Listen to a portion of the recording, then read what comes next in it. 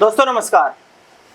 राम मंदिर इस देश की एक बड़ी आबादी की आस्था का केंद्र है। राम मंदिर इस देश का एक बड़ा राजनीतिक मुद्दा, विशेष तौर पर सत्तारूढ़ भारतीय जनता पार्टी के लिए। जिस भारतीय जनता पार्टी ने एक लंबी लड़ाई लड़ने का काम किया, राम मंदिर को एक बड़ा इश्यू बनाया, विपक्षियों पर निशाना साधा कि विपक्ष हिंदुओं की आस्था का सम्मान नहीं कर रहा है और इसीलिए 2014 में सत्ता का तख्ता पलट हुआ। बीजेपी को पूर्ण बहुमत की सरकार, फुल मेजॉरिटी की सरकार बनाने का मौका नरेंद्र मोदी के नेतृत्व में मिला और उसके बाद हमने देखा कि 2024 के लोकसभा चुनाव से ठीक पहले 22 जनवरी 2024 को राम मंदिर की प्राण प्रतिष्ठा का कार्यक्रम उस भव्य प्रांगण में आयोजित किया गया। अयोध्या में भगवान राम का एक शानदार मंदिर बनकर तैयार हुआ। लेकिन इन दिनों जो खबरें चल रही हैं, इन दिनों जो खबरें सामने आ रही हैं, वो किसी के गले से नीचे नहीं उतर रही।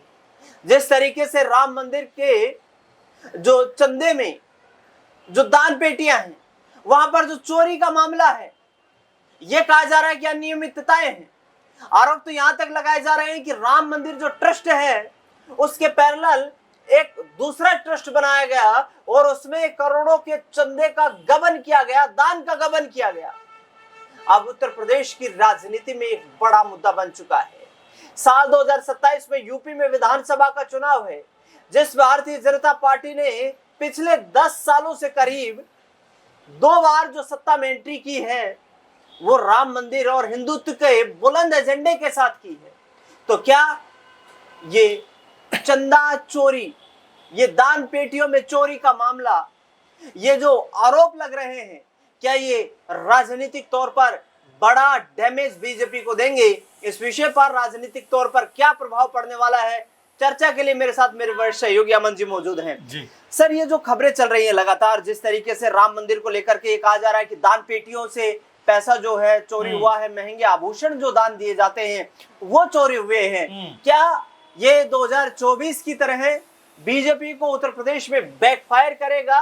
और इसमें जो लोग शामिल हैं वो बड़े बड़े लोग हैं, तो ऐसे में क्या बीजेपी के लिए ये जो हिंदुत्व का एजेंडा है, ये अब गले की हड्डी बन चुका है? किस तरीके से देखते हैं? देखिए, बिल्कुल अपने आप में ये बहुत बड़ा मामला है जहां पर राम के नाम पर लूट की जा रही है। आप देखेंगे कि अभी तक हालांकि जो आधिकारिक पुष्टि है वो तो नहीं हुई है, लेकिन जो सोशल मीडिया पर तमाम जो खबरें चलती हुई दिखाई पड़ती हैं उसमें 1000 करोड़ से भी ज़्यादा के गबन घोटाले की बात आ रही है। और जो बात आपने कही कि जो सोने के आभूषण, जेवरात, जो भी जिसकी मनोकामना होती है वो चीज़ें अर्पित करता हुआ दिखाई पड़ता है। लेकिन जिस तरह से ये पूरे का पूरा घोटाला सामने आ रहा है, गबन सामने आ रहा है, आखिर उसमें कौन कौन से लोग इन्वॉल्व हैं, और ये पूरा मामला दिनेश जी उस वक्त सामने आया जब अखिलेश यादव ने बैक टू बैक इसके ऊपर कई सारे ट्वीट किए, कई सारी बातें सामने रखी। और आपको याद होगा उस समय बीजेपी समेत जो भी उनके सहयोगी दल हैं, एक सिरे से इस पूरे बयान को नकार दिया था।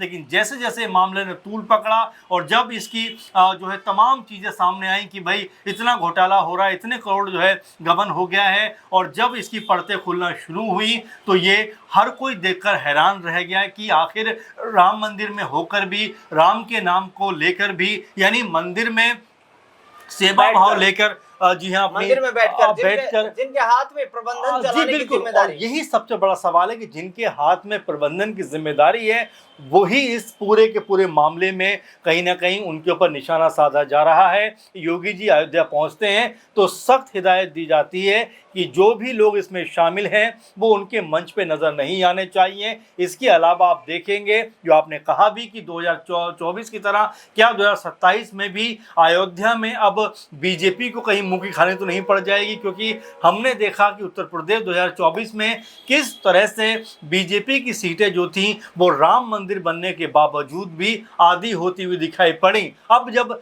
राम मंदिर बन गया है, तमाम तरह से जो हिंदू समुदाय के लोग हैं वो अपना अपना आस्था के अनुसार वहाँ पर जाकर चढ़ावा चढ़ाते हैं, लेकिन उस चढ़ावे का इस्तेमाल जो है बेहतर काम की जगह पर लोग गबन घोटाला करते हुए दिखाई पड़ रहे हैं। अभी तो एसआईटी की पूरी जांच हुई है और अब इसमें क्या क्या खुलासे होते हैं, क्योंकि कई चीज़ें कही जा रही हैं कि सीसीटीवी फुटेज जो है 8 महीने के वो डिलीट कर दिए गए हैं, कोई भी इसमें नियमितता नहीं बरती गई, तमाम तरह से पैसे का कोई लेखा जोखा नहीं था, और जब पैसे गिनने का प्रोसेस आता था तो कैमरे के सामने ही बंडलों को गायब कर दिया जाता था। यहाँ तक कहा जा रहा है कि एक एक दिन में कम से कम 20-20, 25-25, 30-30 लाख रुपए जो है हटा लिए जाते थे, गबन कर लिए जाते थे। अब इस तमाम प्रोसेस नहीं, में एक आरोप ये भी है सर कि कोई जमीन खरीदी गई थी मंदिर ट्रस्ट को, फिर वो जमीन कई गुना ज्यादा दामों में बेची गई। तो ये जो पूरा खेल है, क्या ये मंदिर के नाम पर ही किया गया या फिर इसमें जो शामिल जो लोग हैं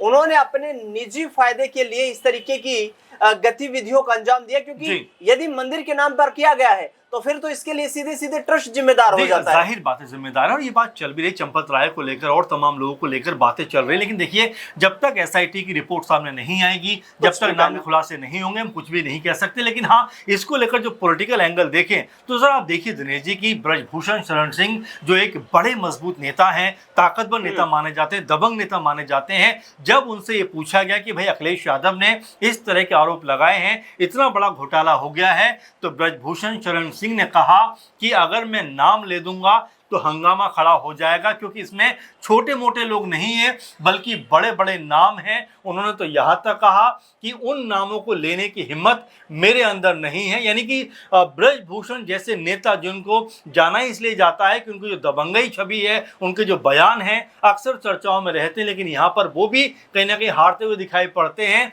कि मैं अगर उनका नाम ले दूंगा तो हंगामा बच जाएगा और मेरे अंदर भी ये नाम लेने की हिम्मत नहीं है। तो जरा सोचिए मामला कहां तक जाता हुआ दिखाई पड़ेगा। कुछ एक नाम निकलकर सामने आते हैं, अनिल मिश्रा है और भी तमाम सारे नाम है, लेकिन आखिर वो कौन है जो इस पूरे साजिश के पीछे दिखाई पड़ता है? क्योंकि राम मंदिर ट्रस्ट के अलावा एक और ट्रस्ट बना दिया जाता है सीताराम रसोई के नाम से, उसके जरिए बहुत सारा पैसा गबन घोटाला किया गया और ये कहा जाता है उसमें भी ट्रस्ट के लोग कहीं ना कहीं बराबर के शरीक बताए जाते हैं कि उन्होंने इस ट्रस्ट बनाकर कहीं ना कहीं लोगों को बताया कि भाई इसके जरिए हम लोगों को खाना पीना खिलाते हैं, यानी कि एक तरीके से माहौल बनाया गया और उसके जरिए भी अब कितने करोड़ रुपए घोटाला हुआ है, आने वाले दिनों में जब एसआईटी की रिपोर्ट सार्वजनिक होगी तो खुलासा होता हुआ दिखाई पड़ेगा। तो सवाल आखिरकार ये है कि क्या आस्था का सहारा लेकर, आस्था की ओट में क्या इस तरीके से अपने निजी फायदे के लिए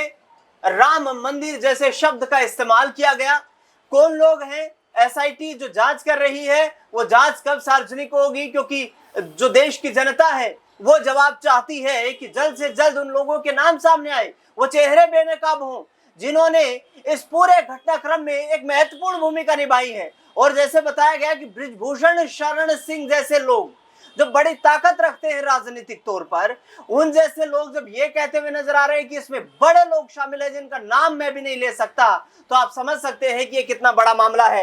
राजनीतिक तौर पर संक्षेप में बताइए कि क्या ये मुद्दा गर्माता हुआ नजर आएगा 2027 में? क्योंकि यदि यहाँ पर बीजेपी, आरएसएस या विश्व हिंदू परिषद से जुड़े कोई लोग यदि इसमें किसी भी एक व्यक्ति का नाम शामिल हुआ तो फिर कहीं ना कहीं राजनीतिक तौर पर तो भाजपा का जो मिशन हैट्रिक लगाने का है वो धूमिल हो सकता है। देखिए बिल्कुल, और वैसे भी अयोध्या से समय समाजवादी पार्टी के अवधेश प्रसाद जो हैं वो सांसद हैं, तो बिल्कुल ये मुद्दा कहीं ना कहीं बड़ा बनता हुआ दिखाई पड़ेगा। और जैसा हम लगातार बात भी कर रहे हैं कि बड़े बड़े राजनीति जो जवाब देने से या इस पर बयान देने से बचते हुए दिखाई पड़ते हैं, तो क्या ये मानकर चला जाए कि इसमें बहुत सारे नाम इन्वॉल्व हैं और क्या कोई बड़ा नाम भी निकलकर सामने आ सकता है? क्योंकि आप जिक्र कर रहे हैं 2027 चुनाव को, देखिए 27 चुनाव में भी अब बहुत देर नहीं बची है। तमाम समीकरण अब यहाँ पर सदना शुरू हो गए। कई रिपोर्ट में तो आप ये भी देखते हैं कि चुनाव जो है वो मतगणना के मद्देनजर नवंबर दिसंबर के आसपास हो सकता है। तो आप देखेंगे कि इसका खामियाजा